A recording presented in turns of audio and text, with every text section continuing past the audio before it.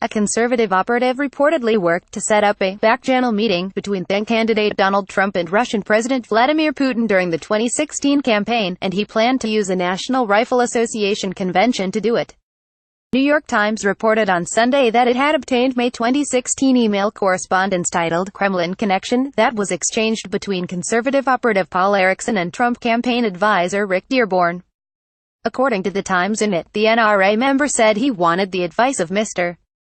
Dearborn and Senator Jeff Sessions of Alabama, then a foreign policy advisor to Mr.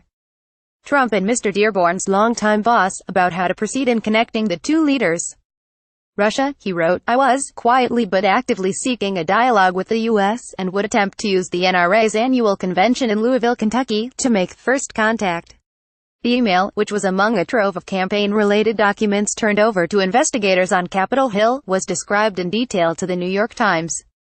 In the email, NRA member Paul Erickson said that he wanted to get the advice of then-campaign advisor Jeff Sessions about a meeting between Trump and Putin. Putin is deadly serious about building a good relationship with Mr. Trump, NRA member Paul Erickson wrote in the email. He wants to extend an invitation to Mr. Trump to visit him in the Kremlin before the election. Let's talk through what has transpired and Senator Sessions' advice on how to proceed.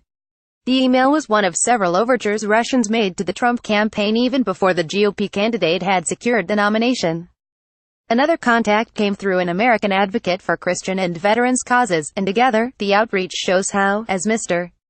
Trump closed in on the nomination, Russians were using three foundational pillars of the Republican Party, guns, veterans and Christian conservatives, to try to make contact with his unorthodox campaign, the paper notes.